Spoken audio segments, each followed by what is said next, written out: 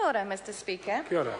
I rise to speak on behalf of New Zealand First on the budget measures financial support for newborn children bill.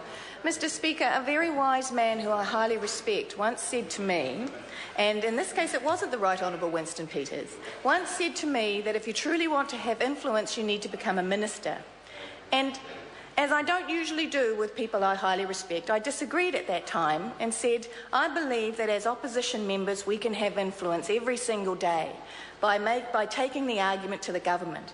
And I think this bill has shown that that can be true. This budget has shown that that can be true.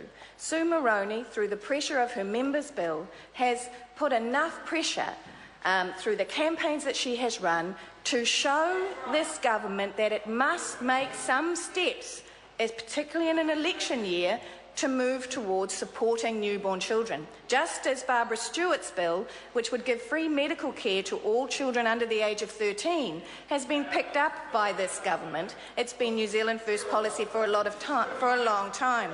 So I think, sir, that while I appreciate that learned gentleman, I believe and I'm grateful for the advice that he has given me. In this instance, I think I have proven my point, that we have had influence and we are grateful that the pressure from the opposition and the pressure from the public behind us has made the National Party move on this issue.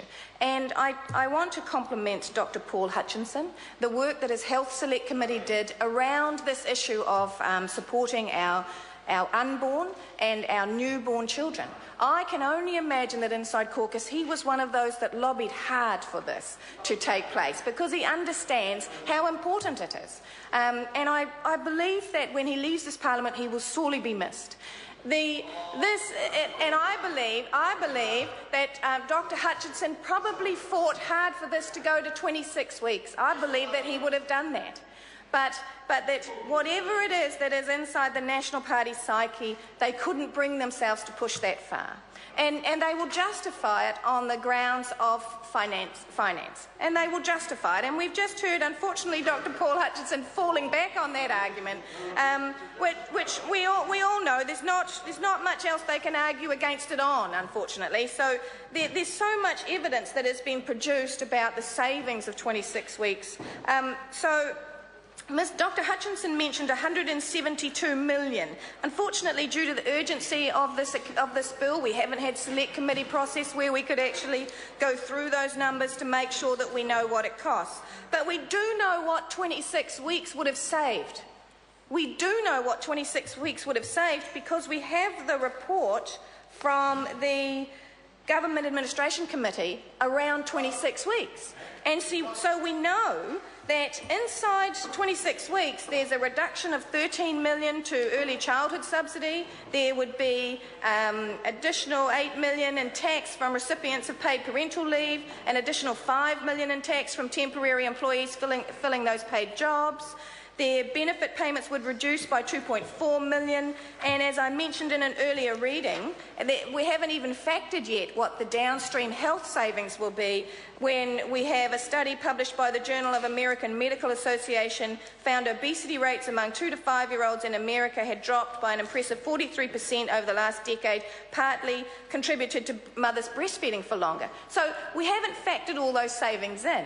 And Mike Sabin mentioned that if you had an income of around $50,000, I know he's not well known, but Mike Sabin made a comment that if you had an income of around $50,000 or below, that the spin that they spin is that you don't actually pay tax.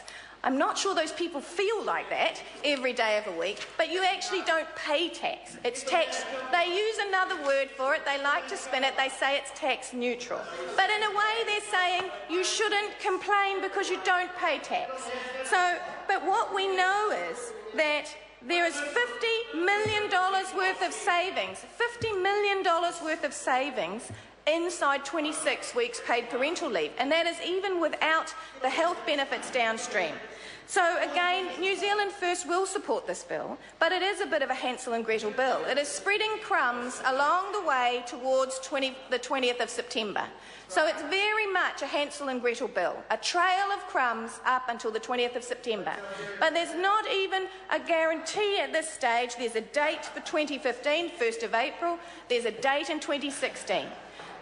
New Zealand First would like to make sure that the New Zealand public understands that while the national government may steal our policies, they won't steal our commitment to making sure that as soon as we have influence, we will put in place these supports for newborn babies and the other supports for families and children in New Zealand and for business in New Zealand to truly bring us back to the standard of living that we deserve, that we expect, that while National Party may have lost their aspiration for this country, New Zealand First has not. Kia ora.